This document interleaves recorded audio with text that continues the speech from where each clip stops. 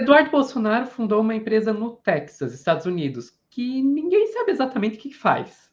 O que a gente sabe é quem são seus sócios, e entre eles tem um conhecido apoiador dos atos golpistas. Né? Bananinha, mostra a tua cara, qual é o teu negócio, qual é o nome do teu sócio, confia em mim.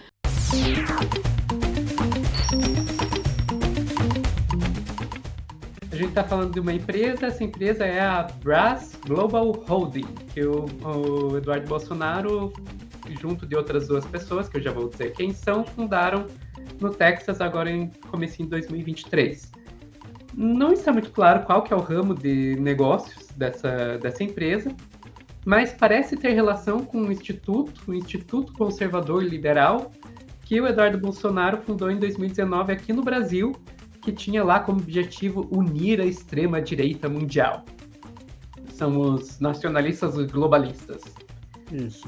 Quem foi trazer essa história para a gente foi uma parceria entre o UOL, né, através aí da grandíssima jornalista a Juliana Dalpiva, e a agência pública, com a igualmente grande Alice Maciel.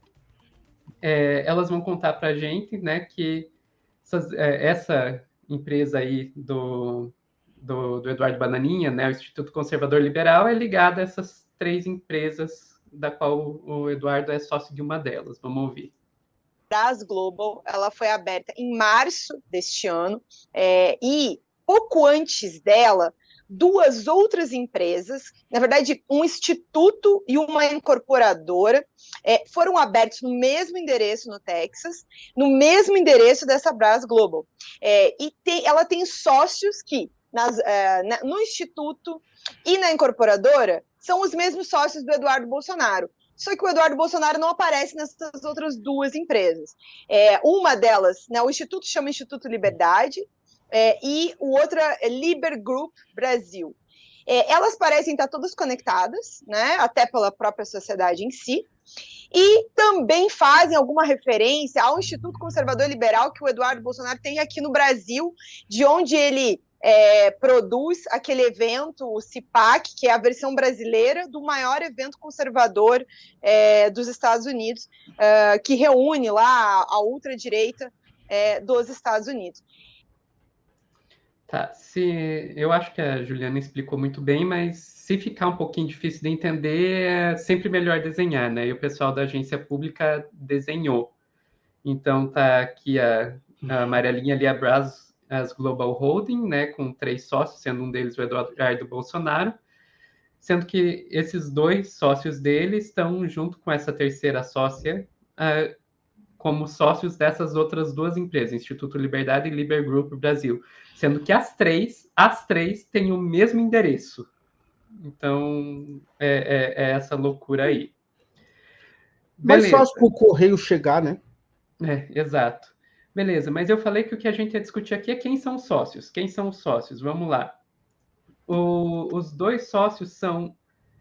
o primeiro deles é esse rapaz aqui, que se chama Pedro Generoso. O sobrenome dele é esse, Pedro Generoso. Que esse cara aí, ele foi o fundador do Movimento República de Curitiba, em 2006. Então, ele já estava lá desde 2016. Então, já estava lá desde 2016, agitando aí aqui em Curitiba para a Lava Jato, né?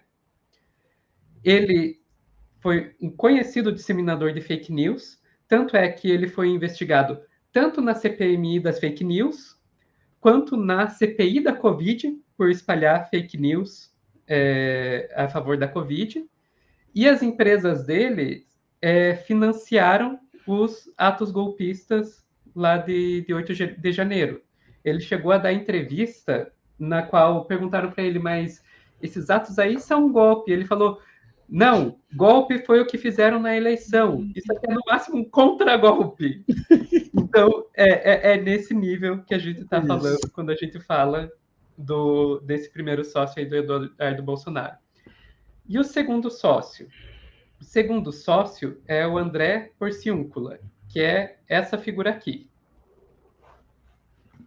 Tá, só para eu contar para vocês, essa figura, na reportagem de onde eu tirei essa fotinho dele, ele estava sendo descrito como o Capitão Cultura e o braço direito do Mário Frias. Por quê? Porque essa criatura aí, ele trabalhou, de fato, na Secretaria de Cultura junto com o Mário Frias, e ele era o responsável por analisar e aprovar as propostas para a captação da Lei Rouanet. Então, o pessoal mandava lá pedido para a Lei Rouanet, era esse cara aí, durante o governo Bolsonaro, que ia analisar o pedido, sendo que quem conhece a Lei Rouanet sabe que deveria ser uma análise técnica, né? Mas, enfim, esses são os dois sócios aí do Bananinha na empresa dele lá no Texas. Daí tem aquela terceira pessoa, né? Que não é sócia diretamente do Bananinha, mas é sócia dos outros dois sócios nas duas empresas que dividem o endereço com a empresa do Eduardo. Quem que é essa terceira pessoa? É a Raquel Brunhera, acredito que é assim que se pronuncia o nome dela. Essa moça aqui. A Raquel Brunhera, ela foi chamada pelo Olavo de Carvalho de irmãzinha, né? Então ela era irmãzinha do Olavo, e o Olavo não se manifestou sobre o nome dele estar sendo citado nessa história. Ela também fez parte da equipe do Ricardo Alvim, aquele secretário da cultura lá do Bolsonaro que fazia cosplay de nazista, né? Isso. E também trabalhou junto com o Sérgio Camargo na Fundação Palmares. Uma então, equipe boa. É esse o currículo aí. E daí, a gente vai falar mais sobre essa empresa, mas em outro corte mais para frente, sobre o baita do recibo que o Eduardo passou quando perguntaram para ele o que essa empresa faz. Esse corte eu vou encerrar por aqui e abrir aí para o Anderson comentar só sobre as pessoas envolvidas nessas empresas. Para mim, confesso a ti, Sofia, para mim é tranquilo. Quem seriam as pessoas que seriam sócias dessa pessoa? Frei Beto, Padre Júlio Lancelotti, né? Esse Brandão que ia ser... eles se juntam você se junta com seus iguais, né? E o que fica desse agrupamento de pessoas foi aquilo que a gente tinha já diagnosticado antes da eleição. Ganhar a eleição é uma parte da história, porque o bolsonarismo ele não vai sucumbir com a derrota na urna. E o que a gente está vendo aqui é que eles continuam articulados para fazer as suas coisas, né? E a partir daí o que cabe é a responsabilização desses casos, de explicações. Da onde veio o dinheiro para montar a empresa? Né? Eu estou falando, quando a gente fala assim, de forma técnica mesmo, né? Uhum.